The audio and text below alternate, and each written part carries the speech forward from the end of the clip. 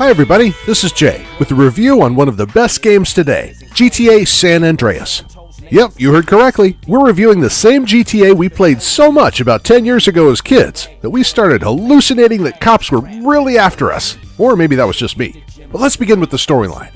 You play as Carl Johnson, or better known by his initials, CJ. The story begins when our hero learns about the death of his family and quickly heads to his hometown, San Andreas, where the main events of the game are set in motion. The familiar atmosphere of the 90s, where the growth of the hip-hop culture, small crimes, drugs, and rock and roll all do their job. The player, meaning you, can do everything he wants. Steal, kill, sell ice cream, rob a bank, or even open his own business. Or he can go to the gym and build up his strength and endurance. Or he can go swimming, which is why everybody fell in love with GTA San Andreas. After all, in this part our hero finally learned how to swim. For those who forgot, I'll remind you that in previous games of the series, our hero simply died if he fell into water, and that caused a lot of discontent among fans. Also, our hero can visit clothing stores, tattoo parlors, and hairdressing salons. And the game world, conditionally, is divided into 3 islands with unique adventures that await you on each of them. And using the best new innovations borrowed from the mobile version of GTA Vice City, which we also have a review of by the way, is the opportunity to switch on your own music instead of just the radio and saving your game in the cloud, so you could start playing on your tablet and continue where you left off on your smartphone, or vice versa. Fans connect with a certain control system if it's good, and hate it to no end if it's bad. So luckily, Rockstar managed to collect players' feedback on the game competently and adjust the controls for the better.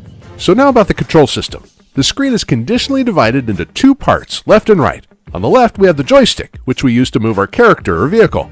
And the control buttons are on the right side. Shoot, get into a car, etc. And now the shtick of the mobile versions of GTA.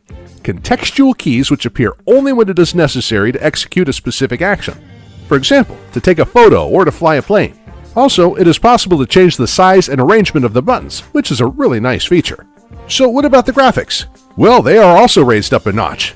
Despite the original game being released in 2004, this GTA can boast some of the best graphics on mobile devices. The most obvious innovation, the emergence of realistic shadows and the reflections on cars in real time. But some of these types of features can make a graphics-heavy game slow down on older devices. But luckily, that doesn't affect the gameplay too badly. And now let's transition over to the only minus, bad optimization. The game demands a minimum 1 GB of RAM, and even with a high RAM requirement, the game still manages to lag.